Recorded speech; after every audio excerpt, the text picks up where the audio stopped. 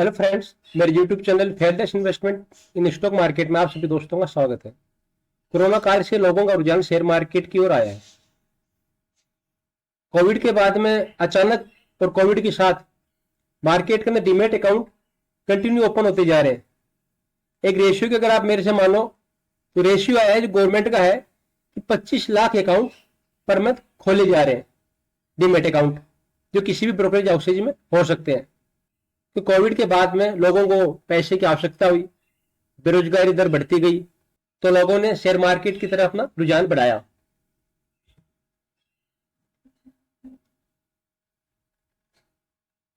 Friends, fearless investment stock market जो मेरा channel है, अगर आपने इसको सब्सक्राइब नहीं किया है तो प्लीज सब्सक्राइब कीजिए, लाइक कीजिए और जो वीडियोज है उनको अपने फ्रेंड सर्किल में शेयर कीजिए।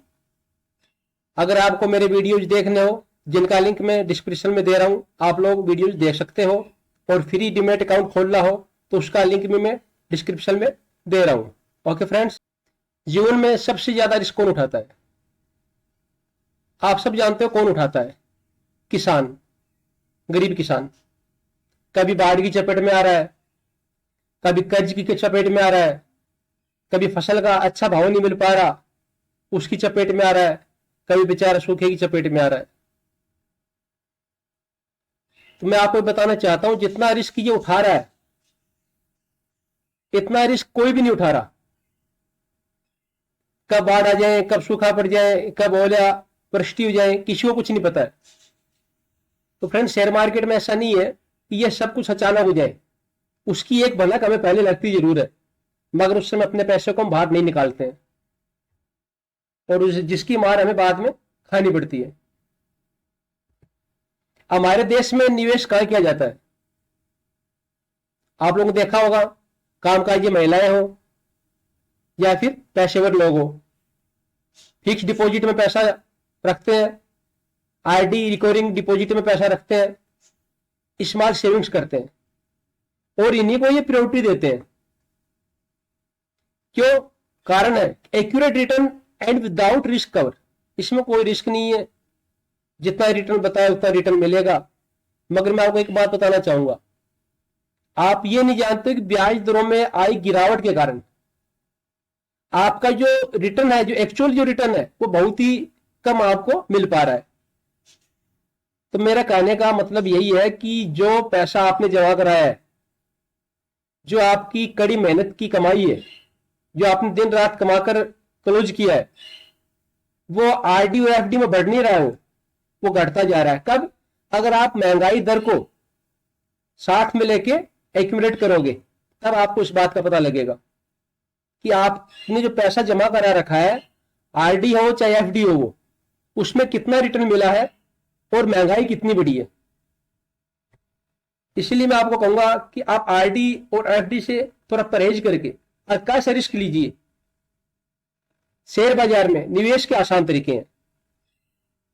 डीमैट अकाउंट ओपन करवाइए आप, जिसका लिंक मैंने आपको डिस्क्रिप्शन में दिया है, और शेयरों की खरीद बिक्री खुद कीजिए। इसमें रिस्क है क्योंकि कामकाजी महिलाएं हुई, पेशेवर लोग हुए, ये उसको नहीं कर पाएंगे। इक्विटी म्यूचुअल फंड के जरिए शेयर बाजार में पैसा लगाओ, इसमें रिस्क कम है। शेयर मार्केट डबल डिजिट में पैसा रिटर्न देता है, म्यूचुअल फंड भी डबल डिजिट में देता है, मगर इनमें अंतर है। म्यूचुअल फंड में निवेश करें, ये मैं भी कहता हूं आप म्यूचुअल फंड में निवेश करो, मगर जो नए निवेशक है जो शेयर मार्केट में पैसा नहीं लगा सकते, वह म्यूचुअल फंड में पैसा लगाए। क्योंकि आपका जो पैसा है ना, म्यूचुअल फंड मैनेजर अपने आप आपके पैसे को अलग अलग कंपनियों में लगाएंगे वो, और सेम ही उसकी खरीदारी और बिकवाली करेंगे वो। चाहे वो आईटी सेक्टर में लगाओ, ऑटो सेक्टर में लगाओ, फार्मा सेक्टर में लगाओ, एफएमसीजी सेक्टर में लगाओ, इसकी आपको चिंता नहीं है। चाहे वो मेटल में लगाओ, वो अपने आप इनको खरीद और बिक्री करते रहेंगे। भारत में इक्विटी फंड लंबी अवधि में 15% का रिटर्न देता है, और एफडी वगैरह क्या देती है आपको? 7%। तो ये 15%, मगर इसमें आपको 15% के लिए पेशेंस रखना पड़ेगा। आप लोग जानते हो एक जादू से कम नहीं है ये, क्यों? जहां पर आपका पैसा 10 साल में दुगना हो रहा है, वो यहीं पर आपका 5 से 6 साल में दुगना हो रहा है म्यूचुअल फंड के जरिए। 5,000 की SIP 5 साल के लिए कीजिए आप, चाहे वो कामकाजी महिलाएं हो, चाहे नौकरी पेशे वाले लोग हो। ये आपका जो कैरियर की शुरुआत है ना, उसके लिए बहुत अच्छा ऑप्शन है। मेरा मतलब है 25 साल से अगर आपकी उम्र कम है तो आप 5,000 रुपए की SIP कीजिए, निफ्टी ETF में कीजिए या इंडेक्स फंड में शुरू कीजिए, और सिर्फ 5 साल के लिए कीजिए। पर मंथ 5,000 रुपए आप इनमें इन्वेस्ट कीजिए, मगर जमा राशि 30 साल तक आपको निकालना नहीं है। आपके रिटायरमेंट के समय 3 लाख रुपए का निवेश 1 से 2 करोड़ रुपए हो सकता है। इसकी आप हिस्ट्री उठा के देख सकते हो कि 1 से 2 करोड़ हुआ या नहीं हुआ। हुआ है फ्रेंड्स ये, इसीलिए लोग म्यूचुअल फंड की ओर आ रहे हैं, शेयर मार्केट की ओर आ रहे हैं। दूसरी पॉलिसी और भी है, 15,000 की SIP 15 साल के लिए, मगर ये 30 साल से जो 35 साल की जो महिलाएं हो या नौकरी पैसे वाले लोग हो उनके लिए। मगर इसमें हाथ वो डाले जिनके पास रेगुलर इनकम आती हो।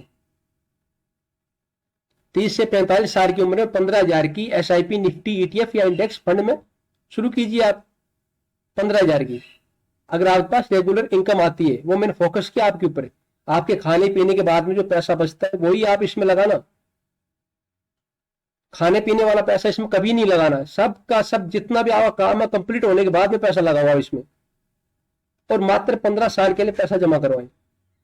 आपका पैसा 15 साल बाद 15% सालाना रिटर्न मिलेगा आपको, और ये भी आपकी इनकम जो है 1 करोड़ रुपए हो जाएगी, 2 करोड़ भी हो सकती है।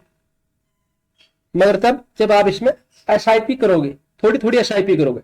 SIP बेस्ट ऑप्शन है, शेयर मार्केट हो चाहे म्यूचुअल फंड हो। एक साथ अगर आपने किसी भी स्टॉक को अगर खरीद लिया आपने क्वांटिटी, और मार्केट जैसे अभी डाउन ट्रेंड में है, अगर डाउन हो गया आपका जो प्रॉफिट है डाउन ट्रेंड में आ जाएगा।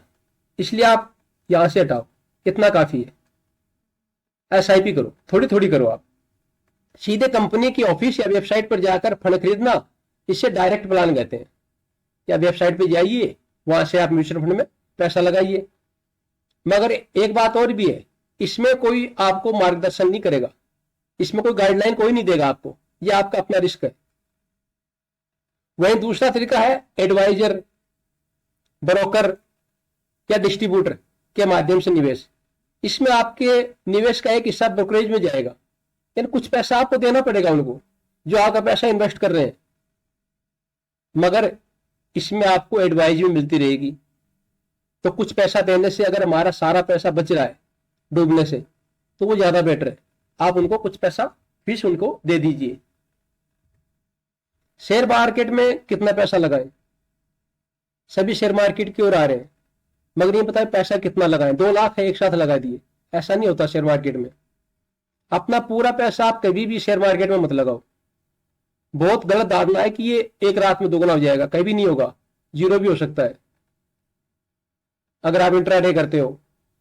अगर आपकी उम्र 25 वर्ष है तो आप इसको औसत आयु 80 वर्ष से आप माइनस कीजिए। आप 55% पैसा जो है वो आप शेयर मार्केट में लगाओ। वहीं अगर आपकी उम्र 40 वर्ष है, इसको भी आप 80 माइनस 40 कीजिए और आप 40% पैसा शेयर मार्केट में लगाओ। इधर आपका जो पैसा है वो आप अपने पास रखो 45%, इधर आप अपने पास 60% पैसा अपने पास रखो। क्यों? आपकी जरूरतें बढ़ी है, घटी नहीं है। और एक बात और भी नोट करने लायक, यह वो पैसा है जो आपने अपने परिवार की जरूरतों के बाद में बचाया है। आपकी ये तनख्वाह का परसेंटेज नहीं है ये। अगर आपने अपनी जरूरतों को पूरा करने के बाद में जो पैसा बचा है उसके बाद में आप पैसा लगाओ। अगर आपके पास 10,000 रुपए है तो आप मार्केट के अंदर सिर्फ 4,000 लगाओ, 4,000 लगाओ। 6,000 जो है वो आप म्यूचुअल फंड में लगाओ और कहीं लगाओ, मगर उसको शेयर मार्केट से उसकी दूरी बनाओ। या फिर जिसमें क्रैश आता है, जैसे अभी आया है, मार्केट क्रैश हो रहा है, इस समय आप फायदा उठाओ और किसी अच्छे स्टॉक में एसआईपी करो। ओके फ्रेंड्स, इसी तरह की आपको और भी अच्छी वीडियो चाहिए तो आप मेरे channel fearless investment in stock market को शेयर कीजिए, लाइक कीजिए, फर्स्ट टाइम विजिट किया है तो सब्सक्राइब कीजिए और बेल आइकन को हिट कीजिए। Bye bye friends.